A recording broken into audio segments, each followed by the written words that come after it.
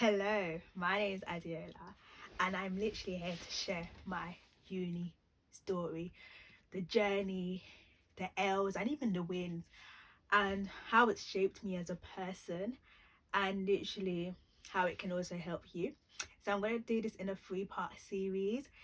So, the first part is literally just a background of how I even got to uni and literally the lessons that I learned from first year. The second video is literally my whole journey of second year, and then the third video will literally be final year and just reflections of uni as a whole. So before I literally start on my uni experience, I literally have to go all the way back as to how I even got an offer and then went on to study uni. So growing up, my goal was to be a doctor, to be a children's doctor, and to work in particular kinds of hospitals. So I was on that journey, did my triple science at secondary school. And when I hit college now, or sixth form, it was just like, that's when I really took my first L, and I was like, wow, this is this journey is not for the faint-hearted at all.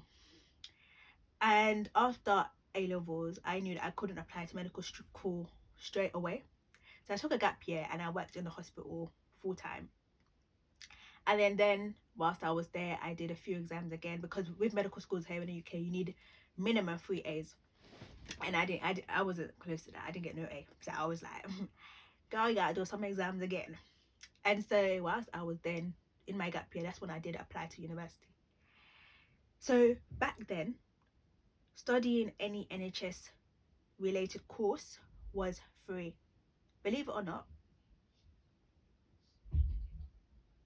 it was free. And so me, I was like, child nursing I don't have to pay for. Let me do child nursing for 3 years and then go on to do medical school. So I did my maths and English test, passed it, had my child nursing interview rather, and they asked me the simple question, oh, so why do you want to study child nursing? I couldn't answer, but I really couldn't answer it, guys. 12-hour shifts as a student, it wasn't going to be me. So I didn't pass the interview, didn't have no child nursing offers.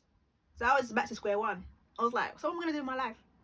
So clearing came about, and then I started calling unis for biomedical science.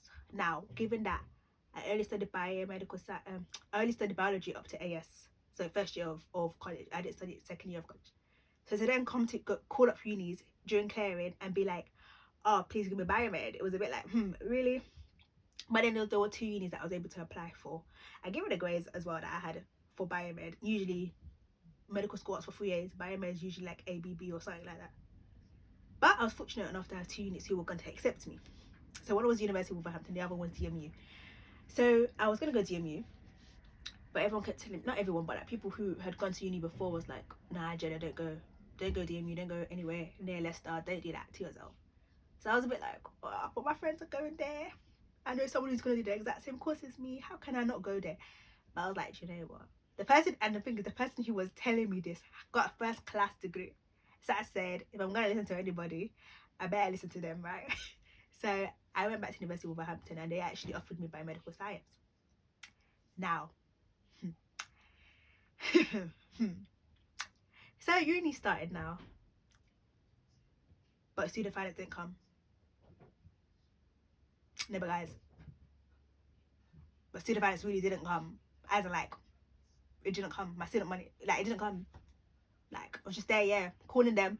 I was like, yeah, so I've sent you the documents, like, please give my money. They're like, yeah, we're processing your, you know what they said, they're processing your application. Really? Guys, the whole term so I started in October to December, guys, not a penny from the government. Not even a penny I got. Hey, that was my first L. That was the first struggle. Like, no money. Fortunately, guys, I managed to save money in my gap year. I traveled, but I still managed to save money. And that's what I then had to use in order to fund my rent, my travel, my food, and all of that jazz. And then the painful part, or the most frustrating part, was the day that my student finance actually dropped, guys. Was the day I broke up for Christmas. as in the whole term had finished. So I was like, there's no point, might as well keep the money, take it, I don't want it, I don't need it, take it. And the thing is, yeah, because I didn't have a lot of self-discipline back then, so that money, well, eventually, not straight away, but eventually I ended up using it for other stuff. Budgeting, saving, money discipline, honestly, it's a life skill. It's not just a uni skill, it's a whole life skill. And that's the first advice I'll give to anyone, whether you are at university now or you've been to uni, or you're about to go to uni. Learn the master of money discipline. I can't emphasize it, guys. I'll go deeper in the second and final video. But money, they're not having access to money, and then the banks advertise this interest-free overdraft, all this jazz. Leave it aside. Leave all of that aside, honestly. But the fact that I had to work part-time as well whilst being at uni just shows to you, like, the money the government was giving was just not enough. It actually wasn't.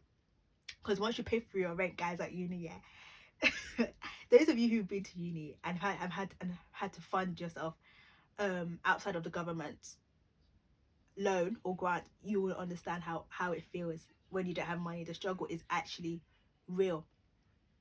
The second thing that I didn't really do of in my first year that I really wish I did was to actually just go out and make friends. I feel like, especially because some of the people who were in my university, they weren't like me, but they weren't like me to the extreme. It's like a lot of people would go out partying, clubbing, all this jazz, which was not me. And so I would even want to say hello to you, but it's like there's nothing common between us other than the fact that we're both students. And so because there was no common interest, it was kind of like, how can I actually be your friend, right? If you don't have, like, I'm really friends with people who we have at least one common thing, or else I'm just like, yeah. So I found it really hard to make friends and really just get to know people. Like, there were a few people that I managed to introduce myself to, and even till this day I'm still friends with them, but the majority of people, and the thing is, yeah, my course alone had, give or take, 300 people.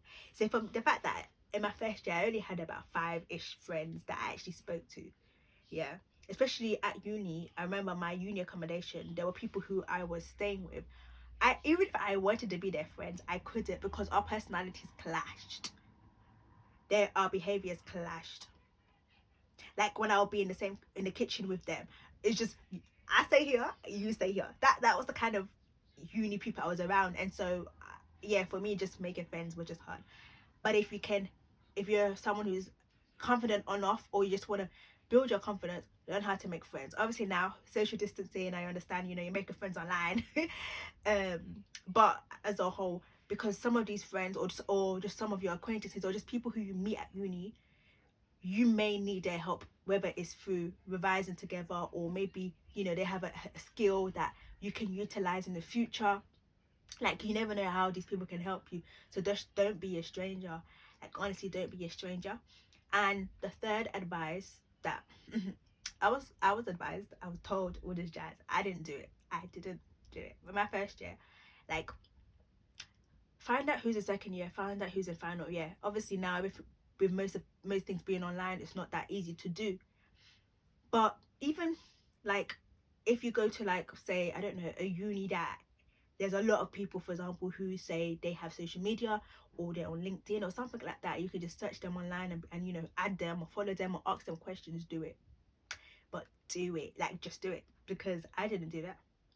Even though it was 300 people my first year, and the second year was probably about 100 and something, final year was probably like 70 or 80, like, which I imagine was the same with the other year groups. I didn't go out and look for these people. And I remember even asking my lecturer at one point, I was like, oh, do you have any mock exams of people in second and final year? And my lecturers were just being dumb. Like, they weren't, usually, if nice lecturers would give you an example of, like, previous work, my lecturers didn't do that, like, literally, even when I asked. So for me to then go and find these people and approach them was the last thing I wanted to do, because I was just scared. But it's always like, as I always say, feel the fear and go anyway. And so that's definitely an advice I would give, is literally just find, or in a workplace scenario, or just some in life in general, is the other way of putting it is simply just finding people who have done what it is that you are doing or that you want to do, and utilizing their experience, you know, learning from their mistakes, learning from their journeys, so that you don't have to make the same mistakes as that they have made.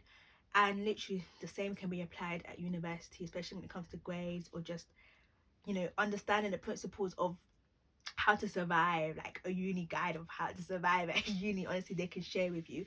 So literally speaking, like, those are my three main tips in terms of how my first year as a whole was. Literally just number one, learning to save and budget.